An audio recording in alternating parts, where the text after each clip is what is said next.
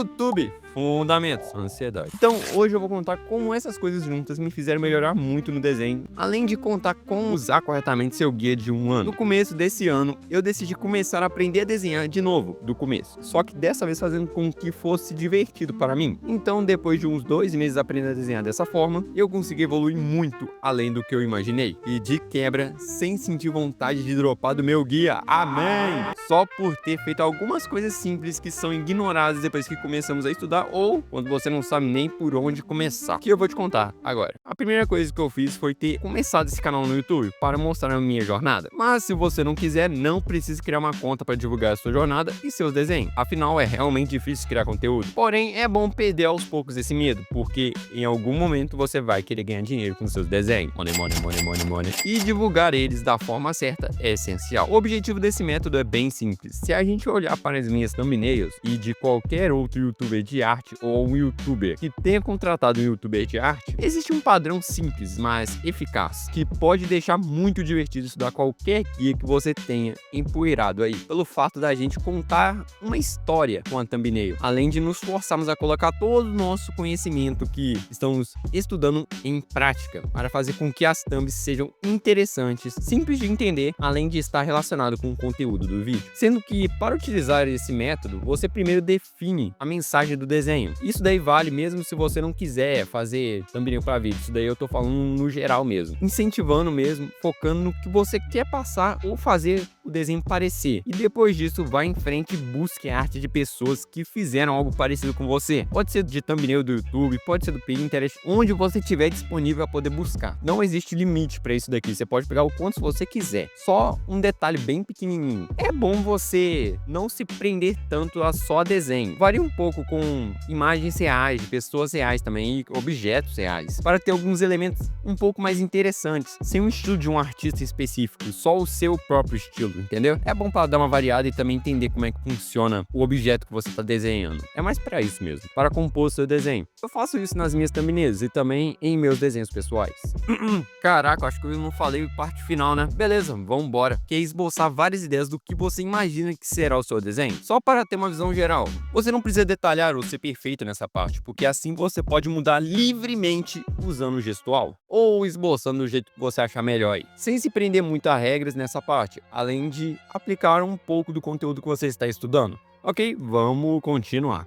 E a melhor parte desse método é que você não precisa ter pressa para terminar o desenho. Pode ir fazendo aos poucos, aplicando as técnicas que você vem aprendendo. Mesmo que chegue em um ponto onde você não sabe como resolver um braço, cabelo ou qualquer coisa que seja a sua dificuldade no momento.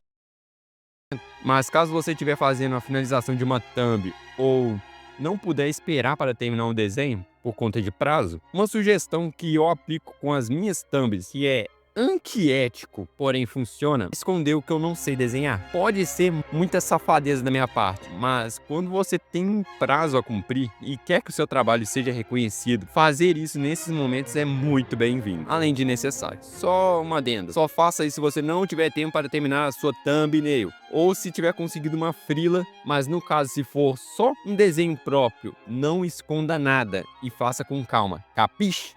Agora, uma coisa que eu fiz em um desenho que eu ainda estou trabalhando foi o seguinte: o braço não parecia natural. Assim, decidi voltar um pouco no gestual com o material lícito que eu disse que eu obtive de um gado no Discord. Se você quiser entender melhor essa história, assiste o meu vídeo onde eu explico como eu perdi 4 anos da minha vida aprendendo a desenhar, inspirado na declaração do Wellington. Vai lá, dá para tirar umas informações da hora dos meus erros, além de rir um bocado. Mas só quando o vídeo terminar, vou deixar na descrição. Valeu! Voltando. Assim que eu comecei a rever o material e percebi ponto crucial, eu sem querer tinha pulado algumas etapas do gestual, além de não ter chegado na parte de anatomia do game. Tinha 2 motivos para o desenho ter ficado daquele jeito, mas mais pra frente eu explico isso. Porque eu ainda tô fazendo isso em conjunto com os exercícios de 250 caixas do Drawbox. Então não tenho muito tempo para estudar isso. Mas tô tentando dar o meu jeito, porque eu realmente preciso melhorar esse desenho e resolver esse problema do braço. Com isso, acabei descobrindo furos no meu conhecimento, além de me divertir fazendo algo que eu gosto. Agora, se você tiver dificuldade para saber o que desenhar,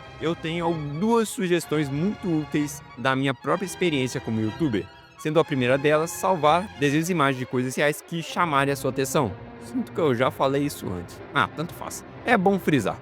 e depois comece a copiar essas coisas, fundindo elas em esboços, como eu sugeri antes. Assim, mesmo que você não tenha uma ideia clara, dá para fazer um ensopado de cópias que juntas formam um desenho original, que além de fácil, é divertido de fazer. E de quebra, detona o bloqueio criativo com uma porrada só. Foi até isso que eu fiz na thumbnail desse vídeo. Pode não parecer pelo meu histórico de thumbnails originais, mas acabou que eu fiquei sem ideias para poder fazer o desenho desse vídeo. Assim, a forma que eu arrumei para sempre ter ideias para poder desenhar.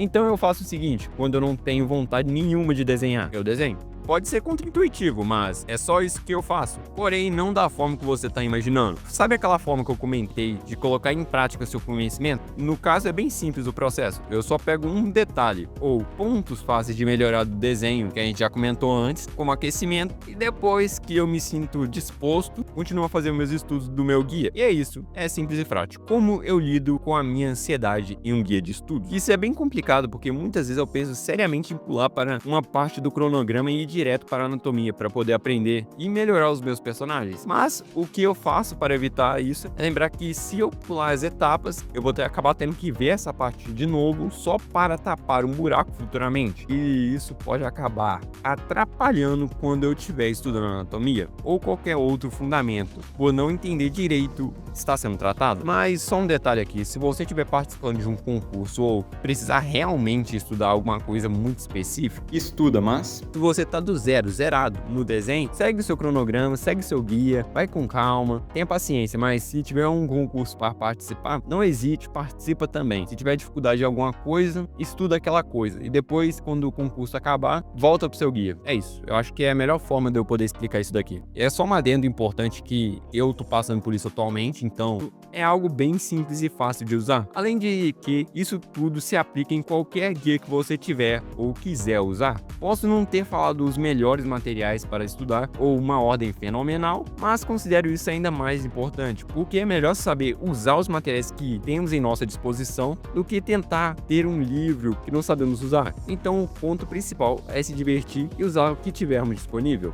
Mas se você não tiver um guia ainda, pode tentar dar uma olhada nos guias de youtubers muito bons que eu deixei na descrição.